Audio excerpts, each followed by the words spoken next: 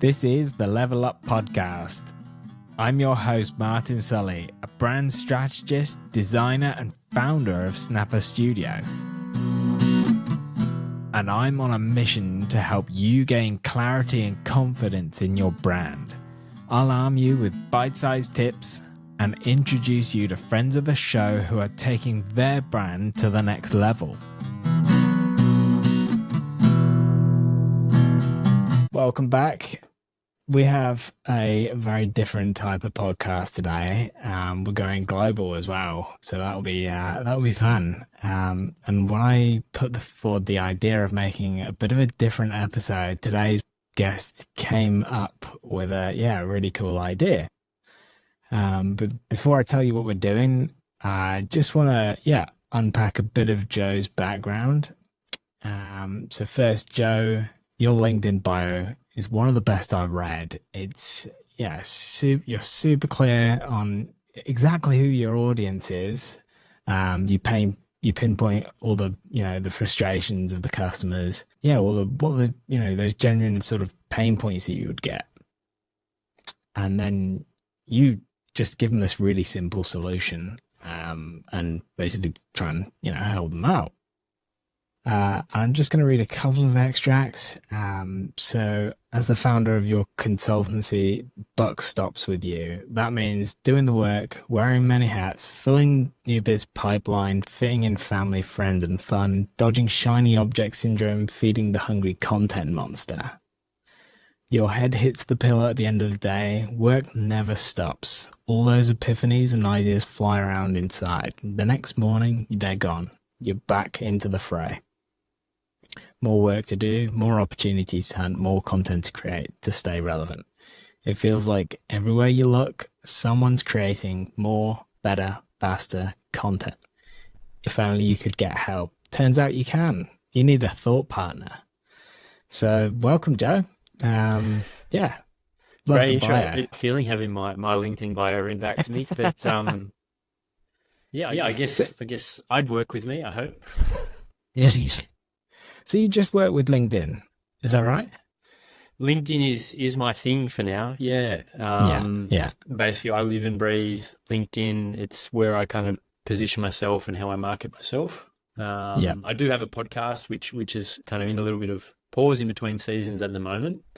But LinkedIn is very much where I run my business. And so, I guess with that bio, was it your aim to kind of keep the tone of voice very kind of neutral, it seemed to be almost like that was part of the strategy? Yeah, look, absolutely. I think when it comes to social media, we have such limited, window of opportunity to reach someone who might be looking at our profile or our content. So, for me, my profile, and especially that kind of about section is really designed as a sales letter, as kind of a miniature landing page.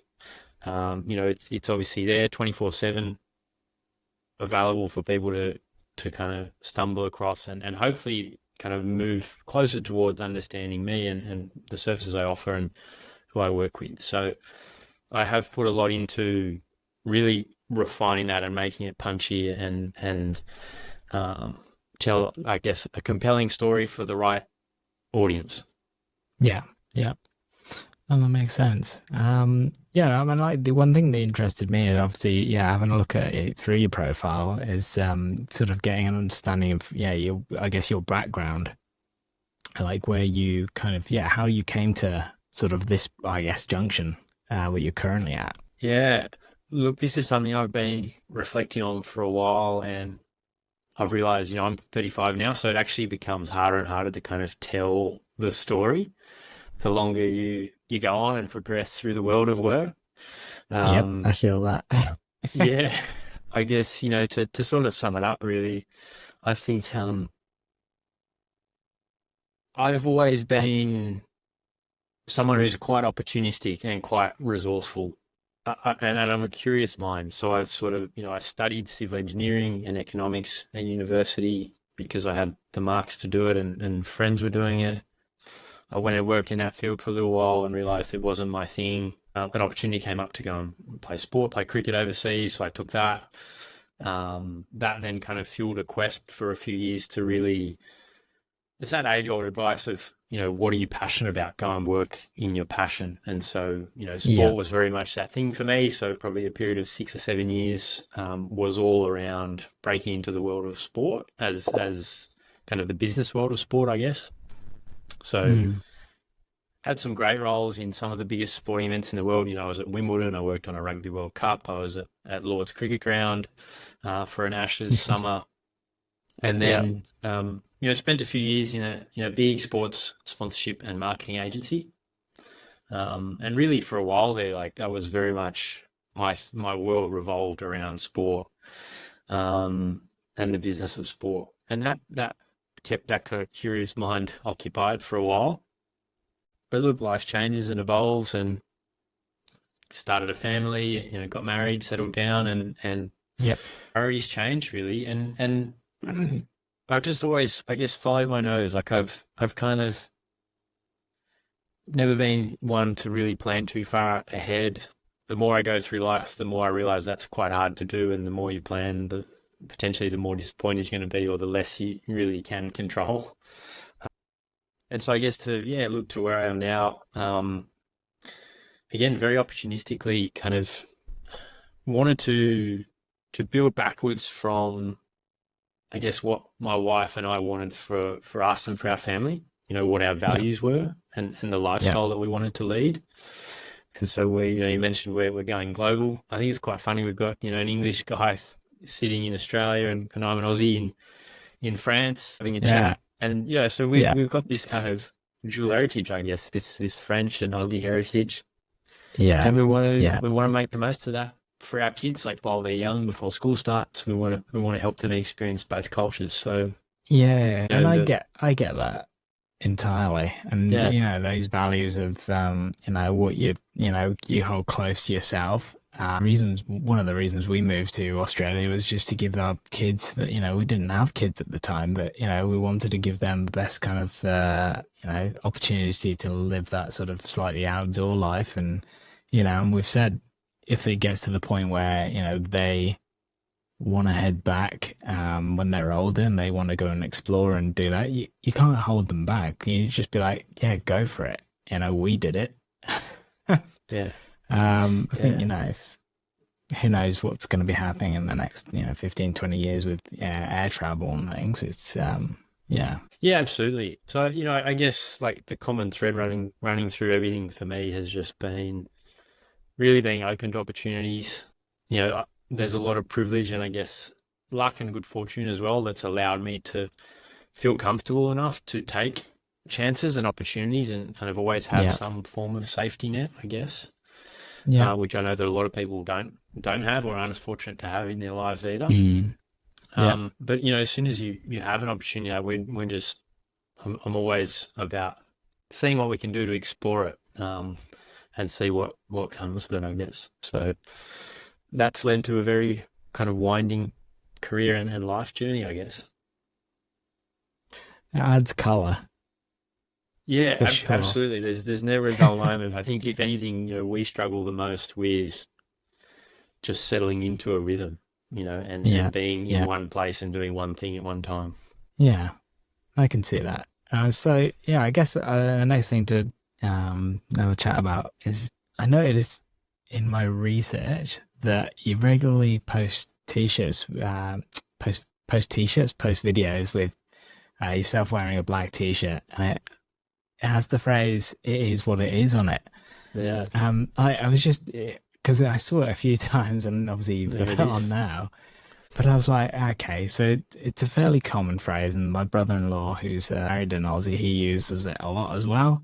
And I was like, I don't know whether it's, it's just, where it's come from, or whether it's, I just was intrigued, being a sort of, copywriter and, content person. I thought,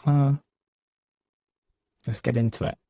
Really, well, and exactly, and I guess you're a branding guy, so I mean, it started out really. I didn't even know. I think my wife probably bought it for me. I'm not sure, but it arrived from the Iconic one day. Yeah. And it kind of evolved into a bit of a mantra for myself, like when it comes to doing like chatting on a podcast or recording a video or whatever it might be, it's just been this reminder to me of not taking things too seriously, and Yeah. not really, I'm someone who overanalyzes a lot and self-reflects a lot.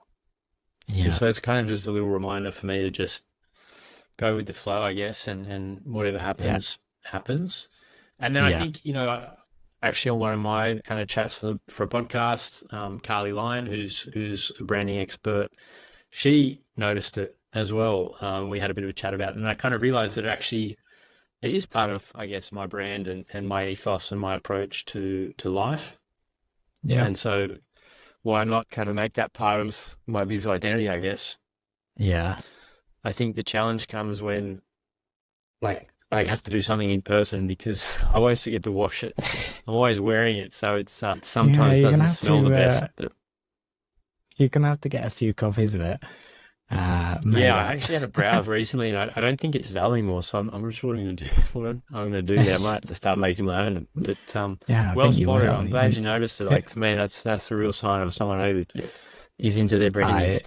Yeah, it's I mean, I day to day when I get pitched to work with a new brand, that's the first thing I do is literally pull apart every turn over every leaf that I can to find what's kind of out of shape and what else can what sort of what's the message that you're sending across. I think that's always been something I've kind of looked at. So going back a bit further, I mean, obviously to the first time we kind of caught up, I watched, heard you on Kim Curtin's podcast, Unemployed and Afraid, and I reached out to you and just said, hey, I've loved the episode, and Kim's podcast is fantastic. What was it like as an experience, and have you kind of been on any other podcasts other than your own? Yeah, so Kim's was the first one that I tested on. Yeah, I really cool. enjoyed it. Definitely a lot of nerves. Yeah, what I've realized is I'm someone who is very much, I like to talk to think. Yeah, Sitting and having a chat to someone really helps me kind of unravel what I think about stuff. And especially, working on your own, working remotely, often working asynchronously with clients and things like that. And to be honest, most of my job as a ghostwriter is to shut up and listen. that's So yeah, I've actually probably found that's really closed down my circle of, like if I'm someone who needs to talk often to think and to elaborate on my thoughts. So that process of sitting and sharing some of my perspectives and talking to someone has actually really helped me creatively and kind of even in my business just figure out what do I actually think about things and how am I kind of able to land some of these ideas in a more yeah, concrete yeah, form to build on them. So I really enjoyed it. yeah. No, it is one of those things. I like, yeah, and we haven't even touched on the fact that you're a ghostwriter either. Yeah. Yeah. So thanks for bringing that one up. But I guess before going too far, I always, people ghostwrite books and things, and it's based on that's common. But I wasn't until probably about 6 months ago, or maybe a bit earlier than that, I realized people were doing it for people on LinkedIn. And I guess it's not that dissimilar to people, social media managers, managing, accounts for bigger brands. This is just more, I guess, focusing on, one particular company or one person from that company, or is that a good question as well? Do you work with individuals or do you work with businesses? Yeah. So the way the LinkedIn algorithm is structured, your personal pages, like they're very much geared towards individual thought leaders and individual accounts. Mm. So, if you have a company page that's got 10,000 followers versus an individual page that's got 10,000 followers, that individual content is going to be seen roughly 300 to 400% more. So, definitely a founder or an executive's personal brand and their personal profile is a more effective channel on LinkedIn. Yeah. And oftentimes, if I'm working with a founder or a solo consultant, they may not even have, like for me, my brand is my name. I don't have like a separate kind of corporate channel either. So yeah, I work for individuals. I do work Yep. for multiple individuals in the same organization sometimes. Okay. Yep. But it's definitely a focus of that kind of that individual's perspective and what they bring to the world of work. Yeah. Okay. That's cool. Yeah. I mean, it's something obviously. Yeah. You've seen a fair bit of my stuff, and I liked it. I love to write. I just sometimes you just don't get the time for it. Yeah. When you're in the thick of it. Well, absolutely. And then kind of as you read in my bio there, like that is a reality for a lot of small business owners and founders, in the early stages. There's so much stuff going on. Marketing yourself and kind of thinking beyond what's on deck right now or in the next month or so is so hard because it doesn't feel urgent. But that kind of always on, that consistent stream is so valuable when you're getting started. Yeah. To take off your plate is the both end really. Yeah. Yeah. Yeah, absolutely. I fully agree with that. It's no different to, in sort of in my world, if somebody's putting together their own brand, and it's often I had a case this week where a client called me up and he was like, "Oh, Addy, how do I do this? I've been trying to do it for 4 days. Can you just tell me how to do it?" I'm like, "Why are you trying to do it? Like, just send it over and I can probably do it in about half an hour." It's just like a really simple design task that you're just like, "Oh, I can." This would be a lot easier if you were just like you do what you can, you do your bits, because that's what you're really good at. I'm not going to tell you how to do your nursing role. Let me sort out that side of things and make sure it's still on brand and still looks as it should do. Well, and I think as well that the act of writing can feel quite intimidating for people. And, if you are someone like me who likes to talk, to think, just sitting and having someone like me who sits there and listens, you'll actually pull ideas out and kind of talking about them, and then just kind of helps you visualize them in a way, and you can look at them from different angles, and that's even a learning process. And having someone who then kind of plays it back to you, it's that's a powerful thing. And it is super powerful. I think one of the biggest things for me has been been really stepping back and almost doing active listening. That's such an important skill for, I think, for any business owner to really grasp, is that you can have conversations with people. So if you're on LinkedIn, you can have conversations with people in the DMs and really get an understanding of what are the pressure points, what are they feeling they're really struggling with at the moment, and using that as and especially if they're either past clients or people that could be potential clients, like knowing what really drives them wild is half the battle.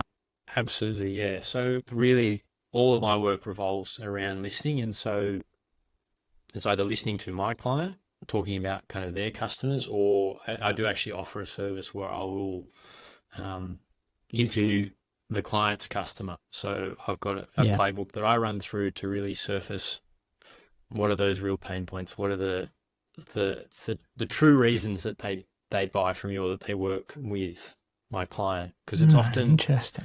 The reason a customer works with us is often or the way they think about us as a brand or as a supplier is often very different than the way we probably think about ourselves or how we're trying to position ourselves. And so hearing it from the horse's mouth is super valuable. And just becomes, as you said, kind of just great ammo for more content that's actually going to talk to that audience and get them to reach out and connect. I have to get you to come and do some interviews with some of my clients' customers and run through your playbook. I'd love to. I've also got my playbook, which I'll send you a link and we can share it in the show notes. That would be amazing. If you get 20 minutes, 30 minutes with a customer, how you can kind of pull the most using your active listening, asking good questions to get value. I think, probably one of the biggest mistakes I see. And a lot of people will say, "Oh, just go and talk to customers. Let's talk to our customers." And I think we often, if we do get the opportunity to talk to a customer, uh, we're often asking questions around why. Like we're trying to understand the why, Yeah. but why as a question often leads the ego to respond. It often Yeah. kind of has a judgment associated with it. And so you'll Yeah. find there'll always be a response that you'll get, but it will usually be kind of guarded or sanitized by the ego.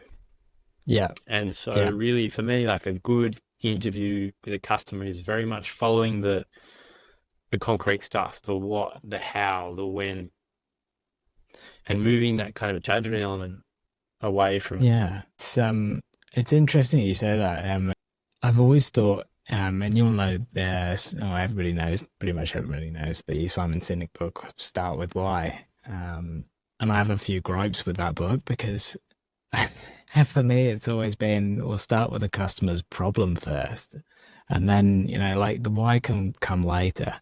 Yeah, Simon Yeah. Sinek. So Simon Sinek makes me think of Batman, like the Dark Knight, and I feel as though it's like you either die a hero or you live long enough to become the villain. And Yeah. I feel like Simon Sinek now, at the time, like in the Yeah. 2009 or whatever that was, like he was the guy, Yeah. and that video, Yeah. that grainy YouTube video, that was the thing. Like in lucky agency where I was, and that was it, Whereas Yeah. now there's a lot more kind of growing sort of animosity against good old Simon. Yeah. Poor bugger.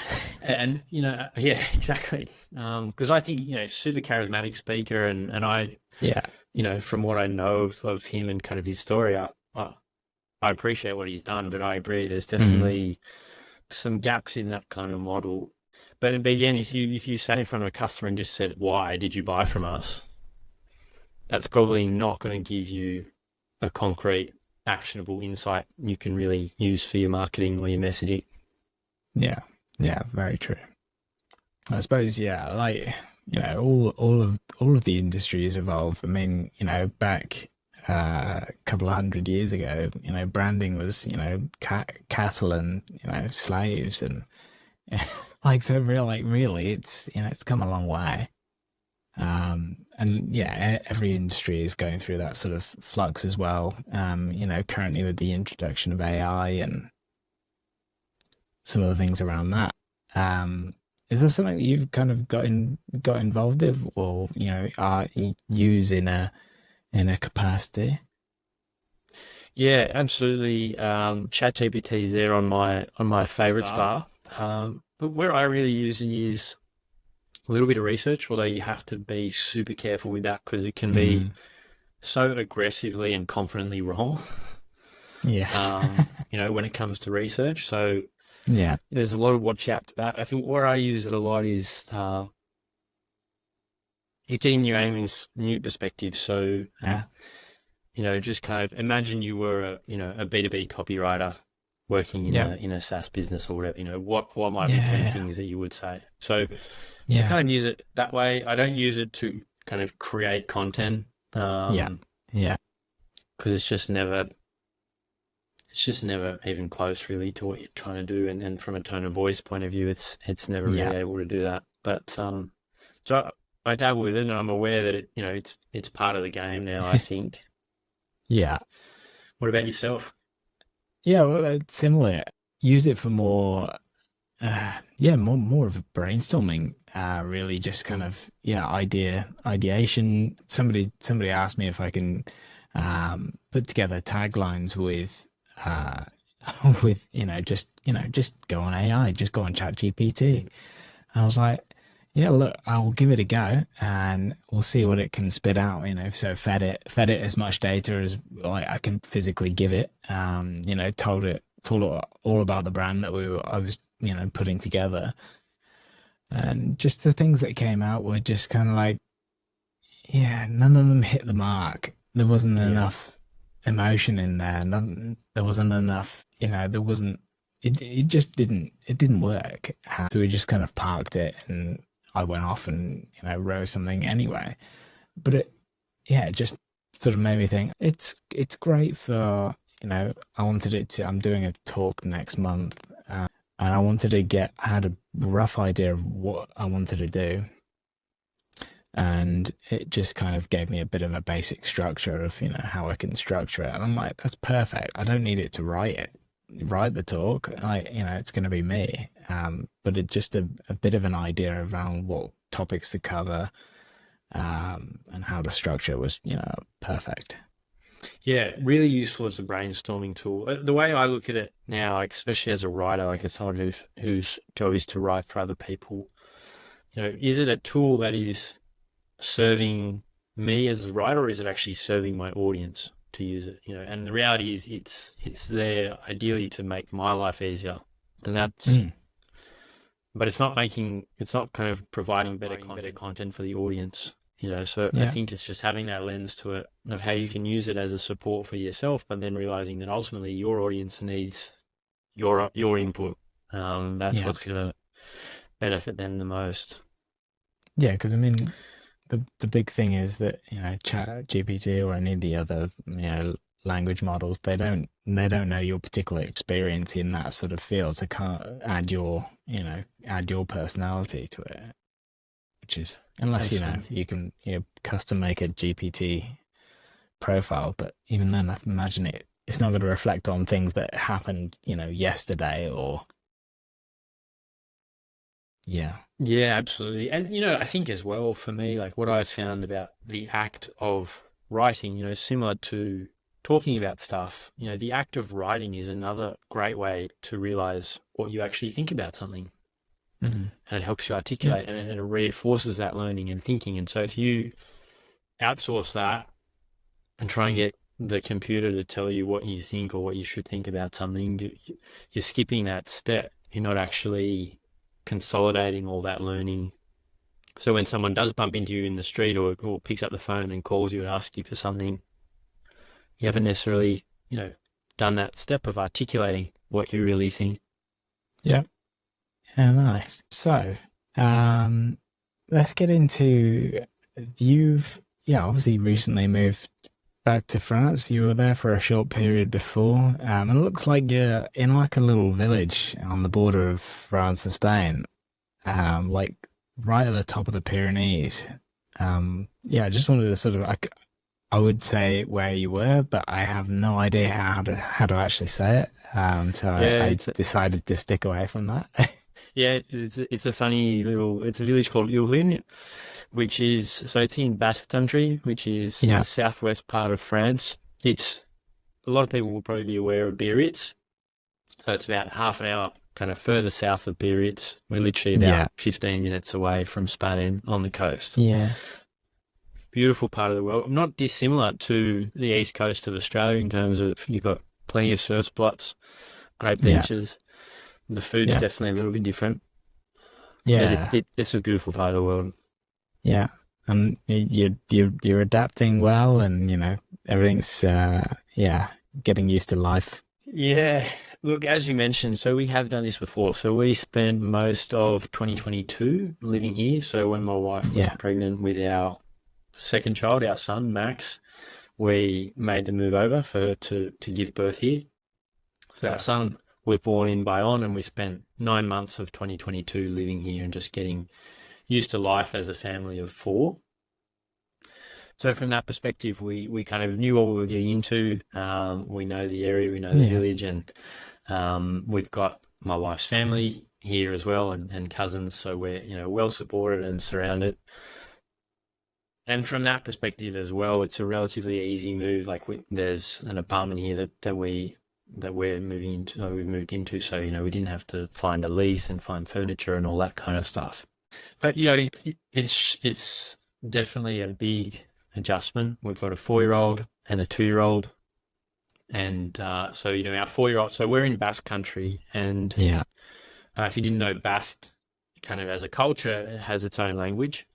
Yeah. So Okay. she's going to school, like kindergarten, and it's entirely run in Basque language. So Okay. she's basically learning her third language, Yeah. age Wow. 4. and just getting used to all the new people and faces and all Wow. that kind of stuff. So, kids are very resilient, but definitely moments when it's challenging, and there's big Yeah. feelings and big emotions that have to come out. So we just kind of roll with the punches there. Yeah. For me, getting set up work-wise has been different as well. Like it's business as usual for me, Yeah. but it's just a change of scenery and getting back into the routines and the habits and Yeah. figuring out life on the other side of the planet. Yeah. And I having The been feeling. through that experience, it's yeah, you like really when I first did it, I took a ton of work with me from the UK, lived in New Zealand and did a lot of, I had a contract for 6, 7, 8 months, where I just worked for one company. That worked out really well. Gave myself time to sort of explore the island and, get a real feel for New Zealand was all about. Before then, just did some freelance stuff after that, and that really kind of, working freelance back again in sort of big creative agencies was like, oh, eye opening. Yeah. So I'd been out of it a while, and I just be back in that sort of atmosphere was a lot to kind of handle, which is how I ended up just running my own business again. It was the right time to kind of do it. We were just about to move to Australia as well, so it all kind of worked out well. I think like as stressful as sometimes it can be, there's always stress. Like whatever stage or country, wherever you are, there's always going to be stress that kind of finds its way to you. So we're Yeah, always just trying to, I guess, embrace that and try and do as many of the things we want to do as we can, and just yeah, recognizing there will be hard times along the way, regardless. yeah, yeah. And I think like I think that, I mean, the thing that gets me at the moment is, it is really challenging having doing all that moving, but also you've got young kids as well. I've got a 4.5-year-old who's, big emotions front and center. It can be a lot, and a 5-month-old now. It's a lot. You're really in the thick of it. But that's the thing. Like Yeah, you could lock everything down, right? And say, we're going to keep the routine as structured as we possibly can. And we're not going to go anywhere. We're not going to travel. We're not going to see anyone. We're going to just focus on, the 4.5-year-old. You will still have the same explosions, and I think yeah, we've kind of realized that as well. You may as well have a tantrum on the carousel in San Sebastian in the middle of summer rather than, in the supermarket in Woolworths in yeah, Wollongong because you ventured out on a Sunday morning, and it wasn't the right yeah, time. Like I think it's just yeah. it's part of the course. It's going to happen. That's just how you kind of roll with the punches along the Yeah, way. yeah, yeah. I mean, like those things are the things that teach you things about yourself as well. Those you can't replace them. Yeah. Yeah. So let's start getting into the juicy bit where we kind of had this wild idea. So I approached you. Well, I wanted to get the idea to get across your skill set and ask you if you had any fun ideas. So can you just give me a bit of a brief explanation, or give the listeners a brief explanation of the idea? Yeah, well, I thought we could open up your LinkedIn profile and have a look and see where there might be some room for improvement, see what's working well, but maybe we could just do a bit of a glow up on your LinkedIn profile. Sounds good. I'm gonna then use all the notes afterwards, and Yes. you're gonna be looking at it in like a couple of days' time and be like, geez, Heck. yeah, Yeah, absolutely. No, free consultation. Why not? yeah, So I have actually had a quick peek at your profile before jumping on the call, of course. Should I yeah, it's cool. should I just get straight into it? Yeah, go for it. Let's, Okay, so if I start with your profile photo, I think it's really strong. I think so when I look at the LinkedIn profile photo, I actually think of it more as an icon rather than a photo. mm, Icon in the sense that it literally needs to be iconic. So when you think about how it's going to be displayed on LinkedIn, it's often displayed at a very small size. So Yeah. it's less about what does Martin look like, and it's much more about how can we make this icon recognizable for people when they see you in the feed. So your Yeah. photo here, Yeah. you've got it on your brand palette, you've got a bright green border around it, so it's going to really stand out when it's queued Yeah. up in that Right. bottomless Right in scroll of underneath. and I think it's a nice kind of silhouette there. So for me, it's not about the quality of the photo so much as is this going to be iconic? Is this going to stand out when you comment on something or post? So I think the photo as an icon does a really good job there. So I wouldn't no notes on the photo. I think that's good. And so for anyone kind of listening, wanting to update their profile photo and make it more iconic, just think about whether it's even the clothes that you wear. You know, how can you sort of break up the colors and imagine your photo displayed as a tiny little button on the feed. You know, how can you make it recognizable at small scale? So I think you've done a good job of that. If I then look at your headline, so branding nerd and founder of Snapper Studio, co-founder of Chatterbox, host of the Level Up podcast. So look, you've obviously got kind of three things going on here. Nothing really wrong with that. I think for me, like something like branding nerd gives me a bit of a clue as to, I guess, what you're into. And I'm guessing then Snapper Studio is logically going to be something in the world of branding. But for me, it's not super clear kind of what you do, who you do it for, and I guess how you help. So for me with the headline, it's just being very clear. And ideally, if you have kind of a target audience in mind, like is there a specific type of business that you're looking to work with for Snapper Studio? Yeah, so I'm actually just transitioning that now to more brands in the kind of jewelry world. I've been spent the last sort of 5-6 months doing that predominantly. Yeah. Okay, and how did that opportunity or that kind of target audience come about? So directly through consultancy, I've been kind of handling all the branding aspects of working with the consultancy, and they only work with diamond gemstones and jewelry brands. So from that, it's made sense that, and that sort of base of knowledge is now really easy to transfer. A lot of the clients that I have been working with have been all over the world, but I've got zero jewelry clients in Australia. So I'm like, it's a perfect opportunity to kind of really kind of bring some of that expertise from across the world here. Yeah, fantastic.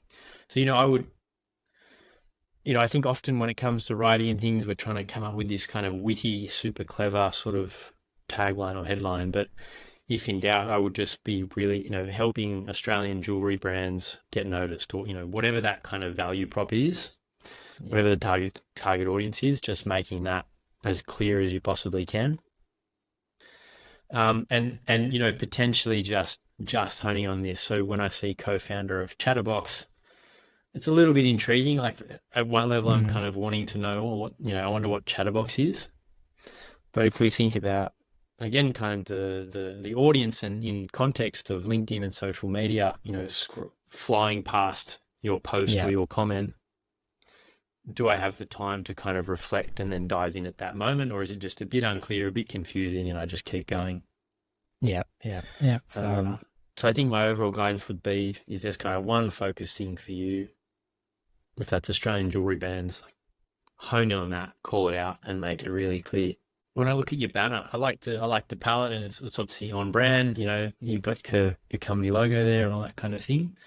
Level up your brand is the tagline. For me, and the way I've approached mine is if you can flip that into a question that talks to a problem that your target audience is facing. Yeah. Okay. So, whatever that pain point might be for an Australian jewelry brand, something that makes it clear you're talking to them. And I guess, again, getting as specific as you can. So for me, like mine at the moment is, are you struggling with your sales and marketing engine? Because I know that a lot of solopreneurs, a lot of consultants are kind of focused on the work in front of them, they might get a lead here and there from ad hoc sources, but they actually don't have an engine, a sales and marketing engine that helps them find new clients consistently. And so I talk to that pain point in my banner. So Yeah. I think the layout and everything's all great, super simple. I think just you could figure out a question you could pose on that banner to your target audience to really punch that up. What do you think, like in your experience and kind of some of the work you've done so far, what do you think the jewelry brands are struggling with or looking for? Yeah. A lot of it is, increasing their brand awareness or building that trust up. So like you can't just go out there and start selling rings and things for, whatever the price is, how like that trust is being broken by the industry itself of, if you're going in there and buying a $10,000 ring, is it really $10,000 worth of, jewelry? It's an interesting thing that, it's just been, I think there's definitely, finding something in there, and helping people realize, it's based on the quality of the craftsmanship and, everything else that goes into it and, level of care that you get afterwards when you've bought something, whether it's, that experience that people get. Yeah, there's definitely something in there. Yeah, and I think even just listening to you talk about that specific audience and that type of business, you can already feel how much more specific and relevant you can get than level up your brand. There's a few different threads in there you could be pulling on that would really talk to a new Australian jewelry brand that's trying to build that trust. So I think drill down on that, like double click into that and see what. Yeah. So then onto the about section. Now, bear with me because I've been living in France and the French are very direct. It always comes from a place of love, but the French will tell you what they think, right? Yeah, that's and so okay. when I'm used to it. When I read the about section, it starts with, "Hey, I'm Martin." On social media, every single word has to do the lifting. Like if we think in context about realistically, where's someone reading your profile? They're either spending the 3 minutes that a meeting finished early or waiting for a meeting to start. Yeah. Or they're doom scrolling in bed 5 minutes before they fall asleep. Or they're on the toilet. Yeah. You've got, like, if we're realistic, you've got a super finite window of time. Yeah. And so if they've clicked in your profile, they've seen something you've posted, they've clicked in, they've absorbed your headline, your name, your photo, to then kind of scroll down and kind of remind them that you're Martin, just it's not needed. Yeah. By this point, they're all over that. And so I think, you continue then branding nerd and owner of Snapper Studio. So we've kind of then got the headline again. Yeah. You've potentially lost them, or they've just run out of time. The meeting's starting, they're jumping into Zoom, they're closing LinkedIn. And so like my bio that you read out is very targeted as a sales leader. It just gets straight into it. And so I think that's my advice. Is get straight into, like, again, what's that super super painful issue that your new Australian jewelry brand is facing. Yeah. What's that founder, that business owner dealing with right now? And push on that pain point as quick as you can. And really, for me, the reframe with the about section, and this has been a big shift in LinkedIn. LinkedIn, when it started, was your CV online. And so about was, like, in brackets, was about me. Yeah. I actually think about is now in brackets about your customer or your audience. Yeah. It's actually not about Martin. Yeah. It's about your audience. So flipping that around. Yeah. That makes sense. I mean, we don't go on there to, just make a few friends and tell them about, unless you, especially if you're in business, you're there for a reason. But if if you're an employee and you're just looking to sort of, then maybe it is more, about what your career has been. Yeah, so look, and I've been thinking about this as well, right? I'm prepping for the call. I actually think even if you are, so let's say you're working in corporate, you're an employee, maybe you're going to go for a new role, or maybe there's a recruiter that looks at your profile, or a senior manager in your organization. I think whatever the context, like that person is time poor. Yeah. They might be looking for something. And what can you do? How can you think of it differently that stands out? And as well, if we look at your LinkedIn profile kind of in totality, remember we've got an experience section underneath the about section. Yeah. So, you know, for you in yours, you go into kind of from what you did from 2008 to 2012 and then on to 2015. Yeah. That's all interesting information at a certain point in time in the story. But we do have, you've got the experience section where that can all live. Yeah. Yeah. And so where you're an a lot of these employee probably in or there. yeah, exactly. And I Yeah. think, so you've probably got a bit of double up there. Yeah. So the way I think about the about section right now is 2 minutes to kind of talk about what makes you unique, but more importantly, what are the problems that you solve, you know, for a hiring manager, for your target customer, if you're in business, whatever the audience is, but how can you help them? Yeah, that's really what people care about when they're on your profile. And so I would gear up the about section to focus on that as much as possible. All that valuable experience and that kind of social proof of what you've done is there, but lower in the experience section if they want to keep on learning. Yeah, fair enough. Yeah, that makes sense. Like I like it, and I think as well when I read the about section, it was probably also more from a time when posting content regularly was less common. So you sort of had to try and tell the whole story in one place. Yeah. Whereas now if content is part of your strategy, you might be telling the story about when you moved to Newcastle and setting up your company and some of those different experiences, how you founded the studio and all those things. So you sort of have more of an ecosystem now. That makes sense. Tell that story. Yeah. Yeah. How's this feedback going down for you? Yeah, fine. I a lot of it I knew was needed to be done, especially as you know, things are just about to shift. I've got this kind of new membership subscription coming through. Cool. Like, that's going to change things as well. Yeah, it was going to change at some point.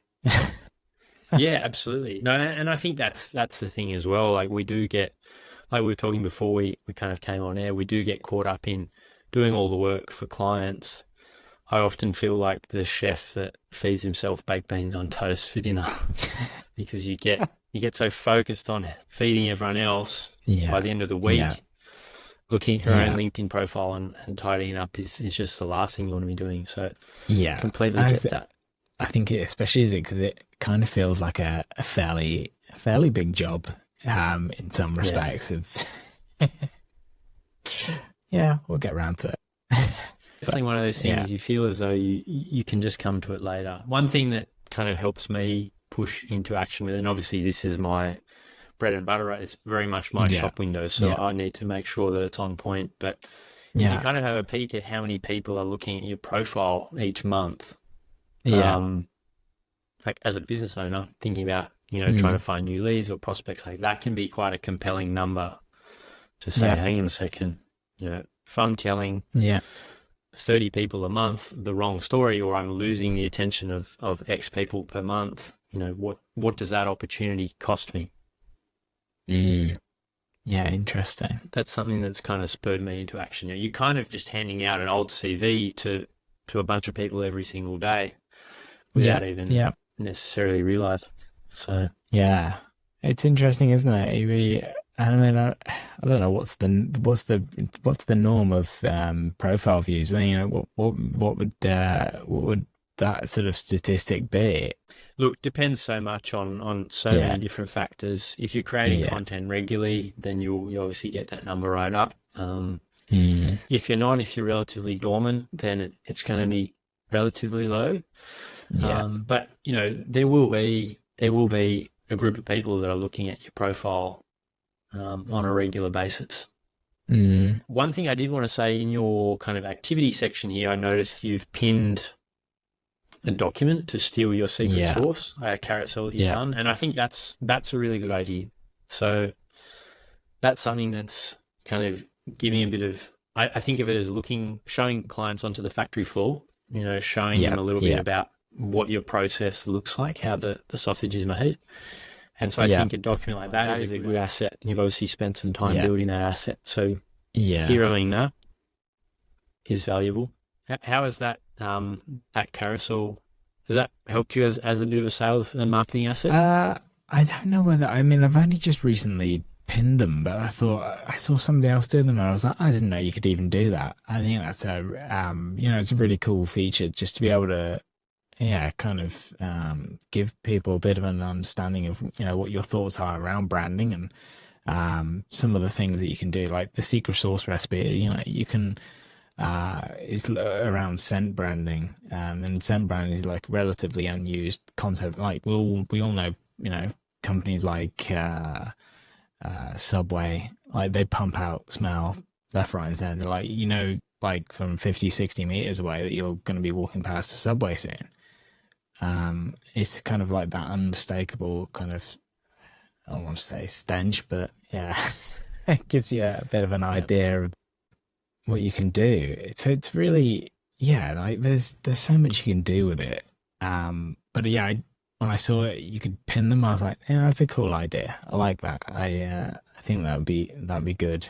And obviously it gets like however often you post, a document or a carousel, they get updated as well, which is Yeah, yeah, exactly. No, it gives you much more. Like obviously your about section is just plain copy, so you're quite yeah, restricted in what you can work with and what you can show. But the document like yeah. you've done there, it's obviously on your brand palette and Mm. images and all that kind of stuff. So it's a super versatile tool if people are kind of making their way through that journey of your profile.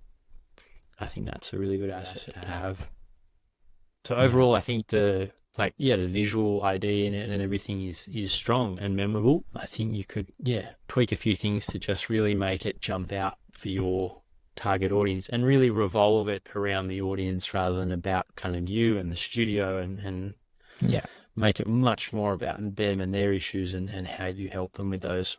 Yeah. And I think, a lot of people, if they were to listen to this, obviously go back through, obviously reflect on what you could do, and how it would work for you.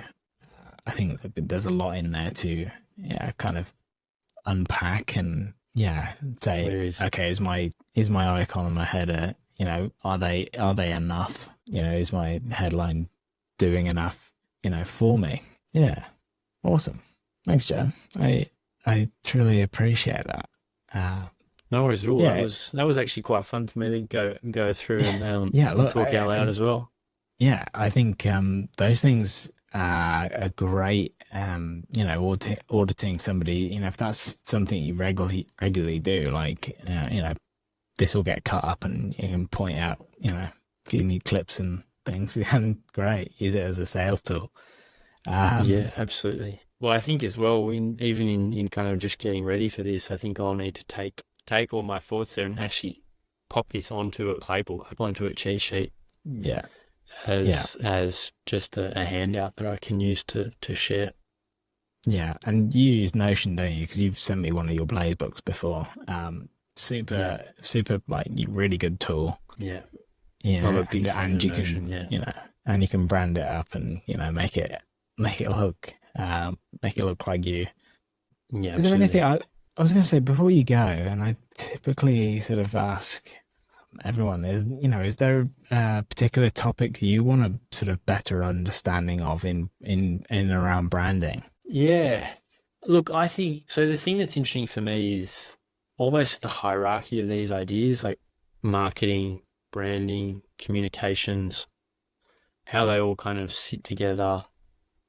I've been thinking more and more recently about the idea of personal brand and personal branding. Mm, yeah, And I think it just means a lot more people are realizing it means so much more than just your logo and your photo and your colors and things like that. That I guess, Yeah. how do you see the definition of branding? Like, what does it encompass? Yeah, I guess so. Like that really, for me, the the branding kind of sits over everything. And kind of, I don't want to say it pulls the strings and keeps everybody in check, and but it really, I guess it really does. It does set up the, I guess, the tone of how you want to approach people, how you want to, um, and it's very much looking at it from a long term perspective. Whereas marketing, you need marketing, and like there's always, there seems to be like this argument between like which one should you do more of, and which one should come first, and like they both need to be done, and like there shouldn't be any argument. Like they both need to work together to be able to find this kind of uh the branding, it looks at your long-term thing, your marketing purely concentrates on how to get that brand out there and how to spread the word and how to increase your brand awareness and make sales. So like, and the communication part is is another vital part of it. Like if no brand strategy can work without having a good copywriter or somebody that knows yeah, and can kind of put together thoughts and on paper. It's they're all just like if you can and you've got the resources, like invest in all three. It's it's like long term you'll benefit massively from it. Yeah. And the other thing I always like to ask is, what's the kind of the most common mistake you see people making, like your clients making when you first meet with them? What's the biggest issue you see? Generally, I think a lot of it is coming from a point where they had brands when when they first created a company 15, 20 years ago, and there wasn't much thought that kind of went into it. They just kind of felt like they had to get a website up together, got a website together, and everything else kind of flowed in after, sort of around the fact that they needed a website. So the brand took a bit of a backseat to actually having a website together. And so they quite often, there's problems in around that because they've got a name that was purely picked on, it ranked well in Google. That's, that's been a sort of determining factor, is not whether it's, relevant, whether it's emotive enough for the audience, or whether it's picking up on something that's really really sort of takes them to the next point. you know and quite often I look at them and think, how do they go through all of that and they're still here, and they're still trading, and I have no idea. Yeah. um yeah I know you know. It sometimes it is even for yeah myself, when you as soon as you fix a problem or you make yeah something better, you think, how was I doing it like that? How did yeah that work? Ever work? and that's Hey, the and where thing. did Snapper Studio come from? Yeah, it's an interesting one. I actually, for a long time, just had I've got an affinity with the sea and swimming, and just kind of taking that sort of journey that snapper and fish go on. Really became like sort of indicative of me taking businesses on that sort of like this journey of discovery and really creating something. And a little bit portion was when I was in a bit of a flux, sort of mid COVID, or during the very beginning of COVID, where I had a business called it Martin Sully Design, and I really had kind of outgrown that because I'd started doing like videos and photography, and like there'd been so many things that I'd just started doing Mm. that the name no longer kind of fit. So I really wanted to kind of stretch it a little bit further and be known as a studio. So a studio in the sense of like that sort of creative agency, rather than a studio in that sort of photography video sense. Mm. So it really came from there. Um, yeah, and I think to me it rolls off the tongue nicely. yeah, it's quite, nobody else had it as well, which is, perfect. I like it. But yeah, have you got be keen to know sort of, what your long-term sort of plans are, or the next sort of stages you're kind of pushing towards?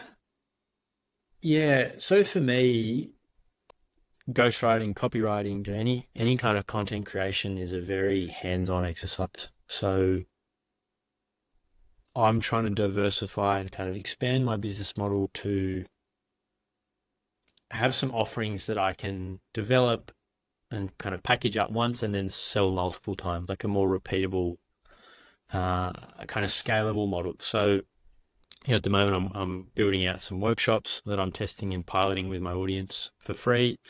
I've run a couple of them for corporates and for organizations. And so I want to get to a point where I can create that IP and then go and sell it and deliver it without always having to start, at the blank page and create content and submit it. And you're always under deadlines, Yeah. kind of in my line of work, which works really well. And, I'm happy with my pricing and how that all works. But I'm really at a point where I'm trying to document and refine and nail down my IP so I can package it up and sell it in a more repeatable way. So, it sounds like an obvious one, but how can people reach you? The boss of LinkedIn. I'm scared to admit or even think about how much time I've spent on LinkedIn in the last couple of years. But yeah, look, that's where you'll find me. Yeah. Awesome. Catch you on the next one. Cheers, mate.